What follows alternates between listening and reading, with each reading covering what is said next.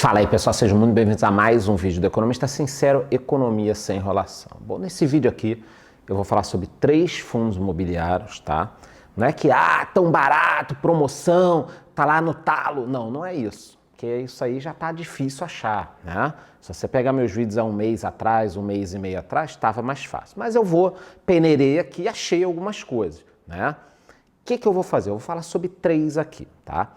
Você vai me colocar mais 2 fundos nos comentários, 2 fundos imobiliários, tá? E no final de semana, os fundos mais citados, eu vou falar no meu Telegram sobre eles. Então, recapitulando, agora eu vou falar sobre 3 fundos imobiliários, sem enrolação, e vocês vão me colocar mais 2 aqui que vocês acreditam que estejam baratos, tá? E no final de semana eu coloco um videozinho curto lá no meu grupo do Telegram sobre esses 2 fundos imobiliários. Combinado? 3 agora e 2 depois que vocês vão escolher. Então senta o dedo aí nos comentários nome de 2 fundos imobiliários que vocês acham que sejam boas oportunidades, tá? Antes de eu falar aqui o nome dos 3 fundos, vamos dar uma olhadinha em como é que está o mercado. Saiu uma notícia, eu vou colocar aí na tela, comércio de rua deve reabrir na quarta em São Paulo, shoppings abrem na quinta. Em alguns shoppings da cidade, gestores já instalaram câmeras, detecção, temperatura, ou seja, vai ser aquele negócio, as coisas vão abrindo aos pouquinhos. Aqui em Santa Catarina, onde eu moro, há mais de um mês a situação já está um pouquinho melhor, os shoppings estão funcionando, inclusive já fui no shopping, filmei lá no meu Instagram a situação para vocês verem. Então assim, aos pouquinhos a situação vai voltando. Mais uma matéria aí, os setores de fundos imobiliários que estão baratos ainda valem a pena.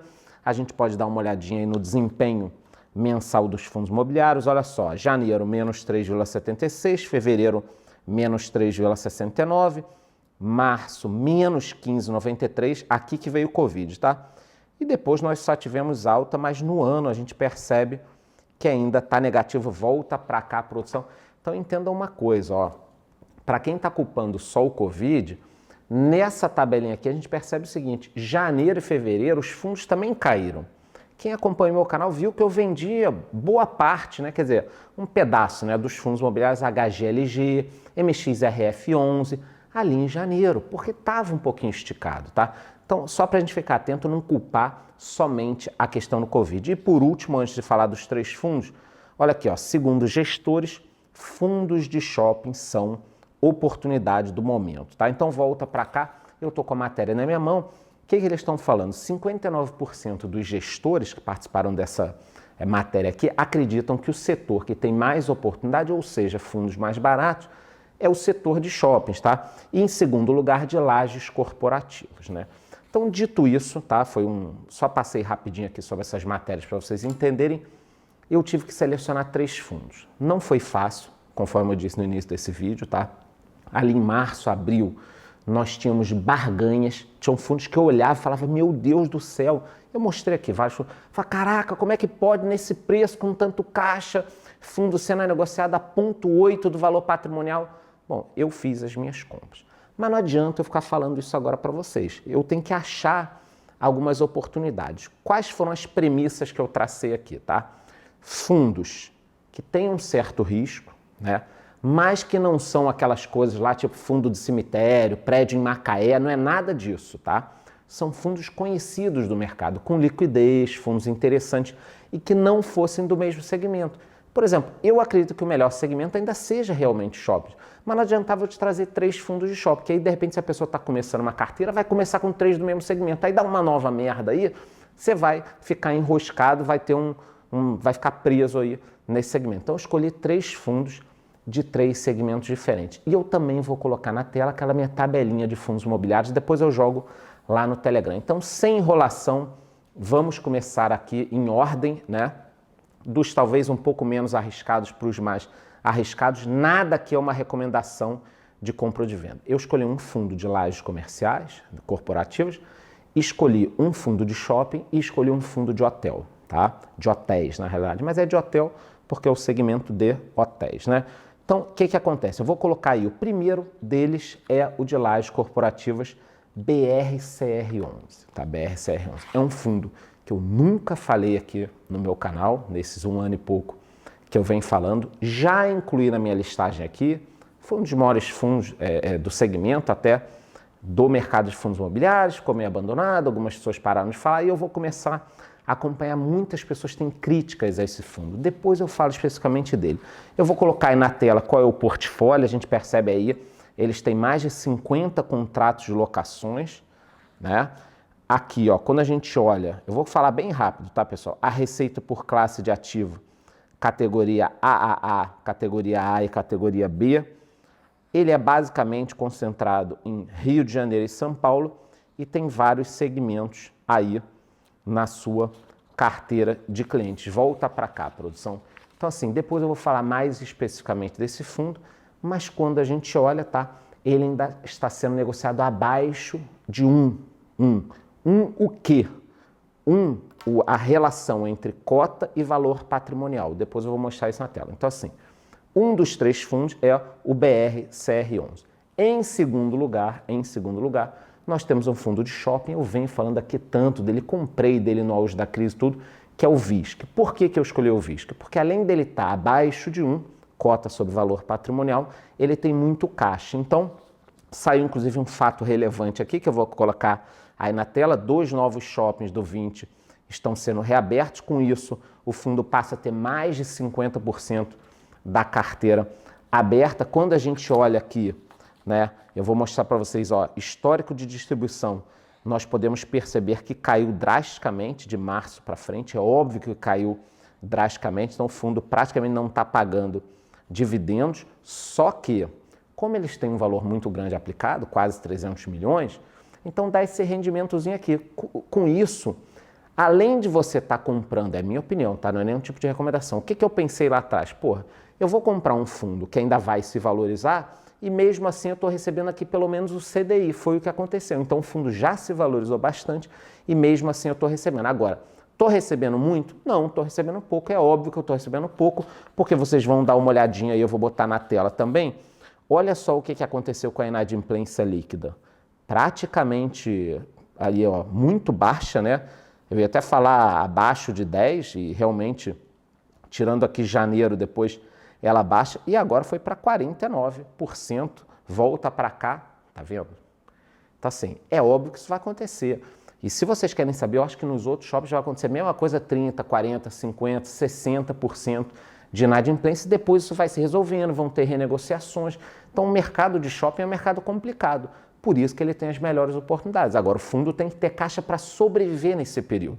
E eu gravei um vídeo há um mês e meio atrás falando que o VISC tinha 20 anos de caixa. Então primeiro o BRCR e número 2 o VISC. Vocês reparem aqui, eu vou colocar mais um dado negativo. Olha só, aluguel das minhas lojas, caiu vendas das minhas lojas, fluxo de veículos, tudo despencando. É claro que está tudo despencando. Praticamente todos os shoppings do VISC estavam fechados, à exceção do shopping aqui em Floripa. Agora que as coisas estão reabrindo. Então, esse foi o segundo. E em terceiro, um fundo que foi fenomenal a arrancada dele, fenomenal. Eu vinha falando aqui que eu não posso recomendar, mas eu vinha falando, olha, fiquem de olho, eu tenho vídeos aqui no canal. HTMX11, chegou a bater 90, tá 140, pô. Em que? Um mês e meio? Né? Qual o topo dele? Já passou de 200. Dificilmente ele vai passar de 200 agora, né? Ele mantinha ali uma média de 160, às vezes batia 180, mas já está 140. Então, é um fundo complicado, os hotéis fecharam. Eu vou colocar aí na tela, ó, eu tenho um relatório aqui até março, né? Já estava caindo muito aqui a ocupação, depois zerou a ocupação. Os hotéis meio que fecharam. Vou colocar aí na tabela também a questão da receita versus custo. Vocês percebam aqui que em abril só teve custo, né? Só teve aqui, ó, despesas operacionais, não teve receita, e também vou colocar o rendimento distribuído. Percebam o seguinte, ó, até fevereiro estava até subindo, a dezembro, janeiro, fevereiro, e agora a gente zerou o rendimento e também a evolução da cota. Vocês percebam aqui como a cota despencou. Volta para cá, produção. Então vocês percebem o seguinte, de lajes corporativas, nós temos um fundo de shoppings e temos um fundo de hotéis. Eu optei por só escolher fundos com um valor abaixo de cota sobre valor patrimonial, tá? E eu não quis pegar nem fundos de papéis, nem fundos de fundos. Porque esses fundos aqui são estilos, né? Que você pode esperar 1 ano, 1 ano e meio, 2 anos. Eu posso, pelo menos, esperar, tá? Então, acho assim, esses 3 fundos É como se fossem as sobras que a gente está procurando ali das barganhas. Se nós olharmos esse mercado que nós tivemos aí como uma promoção, como uma baita promoção que foi no mercado de fundos imobiliários, todo mundo saiu comprando as coisas baratas. Agora, o que está sobrando aqui é aquela camisa com furo na manga, são 2 tênis de tamanhos diferentes. Você não vai ter nenhuma barganha assim, óbvia, caralho, é isso aqui, porra, é moleza, é só comprar e tal. Não vai ter. Pelo menos eu achei esses 3. Me digam aqui vocês os outros 2. Dito isso, eu vou colocar aí na tela minha tabelinha, que eu já ampliei com mais fundos, tá? E percebam aqui o seguinte, ó. Nesta tabela, a gente tem que ver depois o fechamento, né? Eu não vou conseguir atualizar com o fechamento de hoje, mas nós temos aí alguns fundos com o valor da cota sobre valor patrimonial abaixo de 1, tá?